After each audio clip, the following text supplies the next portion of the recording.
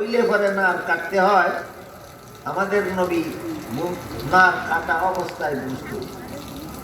বুঝে থাকতে বলেন আমাদের নবীর জন্ম অন্য মানুষের মতো না আলাদা আলাদা।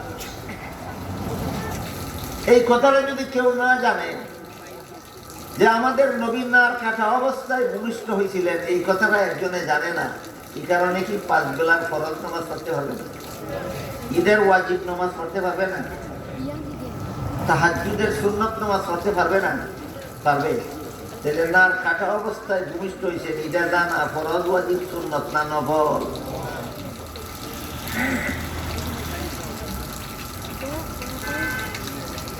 কাজেই সিরাতুন নবীর কোনো অংশ আলোচনা করা, শোনা এবং জানা ফরজ। সিরাতুন নবীর কোনো অংশ শোনা, জানা, বোঝা ওয়াজিব। সিরাতুন নবীর কোনো অংশ আলোচনা করা, শোনা, বোঝা এবং স্মরণ রাখা সুন্নত। আর বাকি সবটুকুই নফল, বাকি সবটুকুই নফল।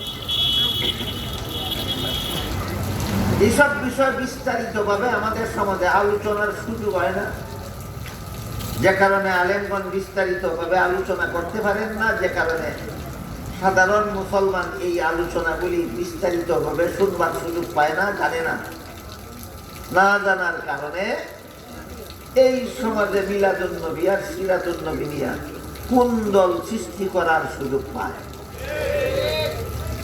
এই কুন্দল অবসানের জন্য, এই কুন্দলের নিরসনের জন্য সমস্ত মুসলমানদের, নবীর সমস্ত উম্মতের জানা থাকা দরকার যে রাসূল করিম সাল্লাল্লাহু আলাইহি ওয়াসাল্লামের জন্মের যে আলাদা কতগুলি বৈশিষ্ট্য আছে, নবীর জন্মের যে আলাদা কতগুলি মুজিজা আছে, নবীর জন্মের যে আলাদা কতগুলি অলৌকিকতা আছে, এইগুলি জানা না জানার উপর আমাদের কোনো ফরজ আমলও নির্ভরশীল নয়, আমাদের কোনো ওয়াজিব আমলও নির্ভরশীল নয়, আমাদের কোনো সুন্নত আমলও নির্ভরশীল নয়।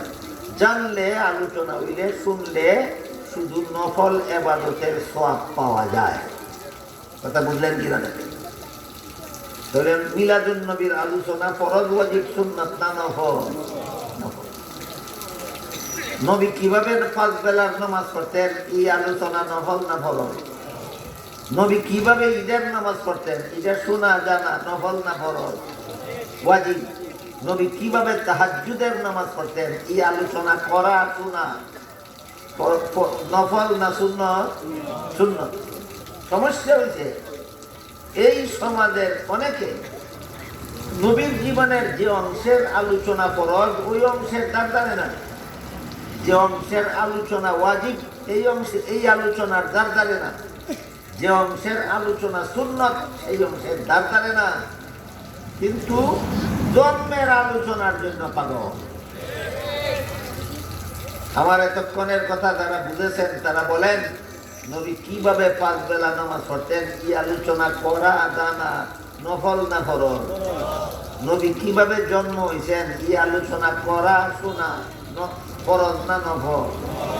তুমি যদি ফরজটা জানো না, নফলটা কোন কাজে লাগবে তোমার? কথাটা বুঝতে পারবেন না? এই কথাটা বোঝাবার জন্য আমি একটা উদাহরণ এভাবে দিয়ে দিই। এক ব্যক্তি ওয়াজে শুনলো পাগড়ি বান্ধা নামাজ পড়লে অনেক বেশি সময়। এই ওয়াজ শুনিয়া আগের থেকে পাগড়ি যুগার জোড়া রাখছে না, নামাজের সময় লুঙ্গি খুললে ওই বাকি ডালেছে। লুঙ্গি বিন্দ আর পায়জামা বিন্দ সতর ধাক্কা রাখা নফল না ফরজ? আর পাগড়ি না মানলেও তো কোনো গুণা নাই। নামাজও পাগড়ি না মানলেও কোনো গুণা নাই। যেটা না করলে গুণা নাই এটা করছে, আর যেটা না করলে গুণা এটা ছেড়ে দিচ্ছে।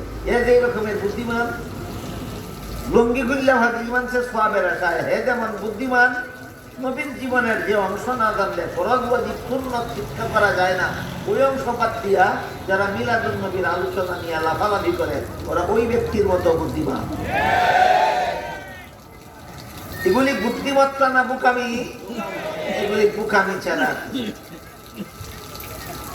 এই কারণে আল্লাহ পাক রব্বুল আলামিন পবিত্র কোরআনে বলে দিয়েছেন, লাকাদ কানা লাকুম ফি রাসূলিল্লাহি উসওয়াতুন হাসানাহ লিমান কানা ইয়ারজুল্লাহ ওয়াল ইয়াউমাল আখির ওয়া যাকারাল্লাহ কাসীরা। আল্লাহর রাসূলের মধ্যে রয়েছে তোমাদের জন্য উত্তম আদর্শ। রাসূলের মধ্যে তোমাদের জন্য আদর্শ রয়েছে। আপনারা একটা কথা আগে বুঝেন যে আদর্শ কারে কয়? যার কথা অপরের জন্য অনুসরণীয়, যার কাজ অপরের জন্য অনুকরণীয়, তারে আদর্শ করে। রাসূল আল্লাহ আমার কোরআনে আমাদের জন্য আদর্শ বলেছেন। এর মানে রাসূলের কথা আমরা অনুসরণ করব না করব না? রাসূলের কাজ আমরা অনুকরণ করব না করব না? করব। রাসূলের কথা উম্মতের জন্য অনুসরণীয়, রাসূলের কাজ উম্মতের জন্য অনুকরণীয়। এই জন্য আল্লাহ রাসূলকে আমাদের জন্য কোরআনে আদর্শ বলেছেন। কিন্তু রাসূলের জীবনে অনেক কাজ এমন পাওয়া যাবে যেগুলি উম্মতে কোনোদিন অনুসরণ করার ক্ষমতাই রাখে না।